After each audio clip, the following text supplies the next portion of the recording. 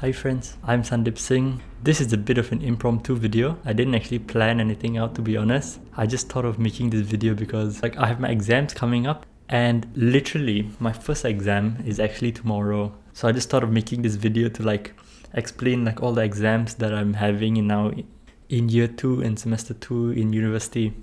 I'm studying electronics and computer science, and right now I basically have 3 engineering exams and 1 computer science exam, so it's a total of 4. And tomorrow I have an exam which is called Introduction to Algorithm and Data Structures, or you can call it as IALDS. That exam is basically about different types of algorithm, like merge sort and insertion sort, and there are some weird kinds of algorithms as well. There are some kind of algorithm called CYK algorithm, and there's a thing called Dijkstra algorithm. And honestly, that is my exam tomorrow, and I don't fully understand everything which is going on.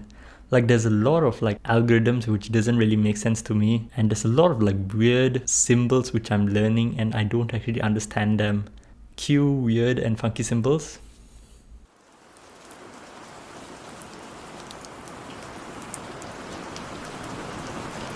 So yeah, there's a lot of things which I don't actually understand, and that is my exam tomorrow.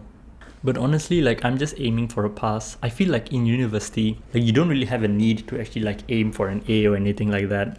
Of course, if you can get an A, then go for an A. But honestly, if some stuff is just very tough, a pass is already good enough. And I feel in university, for the unit IALDS, there were past papers given, but there were no answers in it.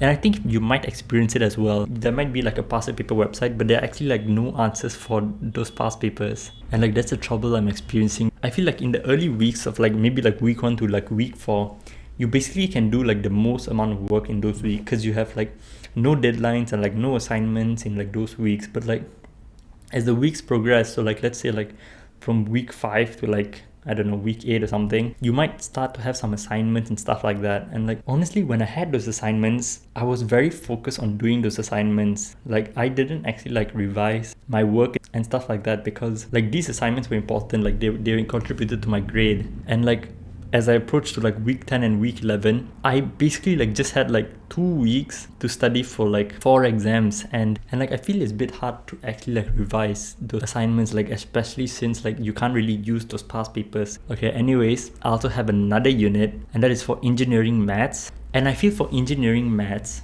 I had engineering maths from year 1. That engineering maths was called engineering maths 1A and 1B, and for year 2, I've also have engineering maths, and it's called engineering maths 2A and 2B. And honestly, if you're doing engineering maths, for first year, your engineering maths will basically be your maths in A levels, and it isn't so bad. But now when I'm in year 2, my maths that I'm learning is about vector fields and flux and curl and about Green's theorem. Honestly, there's a lot of things which I'm learning for engineering maths, and I don't actually know all of the things which I'm learning. And my exam for engineering maths is literally in 3 days time, and I don't remember everything completely.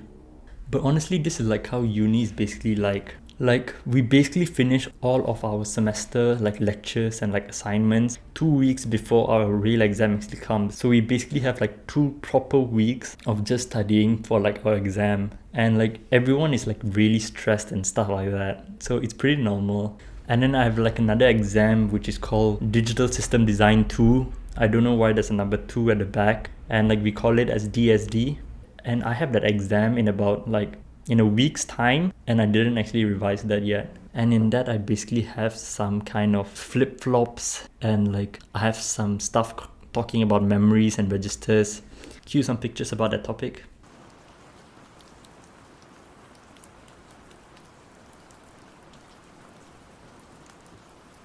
So yeah, I have that exam coming up, but I can't really remember everything I've learned in there. And then there's another unit called Sensor Networks and Data Analysis 2, and we call it as SNADA. And in that, I have stuff talking about audio signals and communication, and I also have some machine learning inside. And 3 of these exams, which is SNADA, DSD, and engineering maths, they're all part of the School of Engineering. And the only thing which is part of computer science is my exam tomorrow. Introduction to Algorithm and Data Structures. And like for Sonada, honestly, I haven't actually watched all of the lectures. And for that unit, my exam is coming up in 2 weeks time, I think. So yeah, that's basically how like uni is basically like, to be honest. Like I feel no one actually like prepared me for like the amount of work I have to do like in uni. Cause like a lot of like YouTube videos which I've seen about uni, they were mainly about like going out and like meeting friends in uni, but like not everyone like really talks about the amount of work you actually have to put in uni, because there is a lot of work, especially during like exam season. But like if you're feeling stressed about uni and stuff like that, if you're feeling stressed about your work, just remember that like you're never alone with like the stress of your work. Because trust me, there's like a lot of students which are also feeling stressed. Like there are people in my group chat of my uni which is like basically like having sleepless nights and stuff like that, and they are quite smart students. So trust me, you're never going to be alone. And like just remember that all of the trouble that you're having right now is just going to make you like to be a better person, because you're basically like being out of your comfort zone right now, which is good. And like all of this like work and exams, it's all going to pass, and like you're probably going to miss it in like the future anyways. So you just got to keep going and everything will be fine in the end. All right, that's it for this video, and thank you for watching. Goodbye.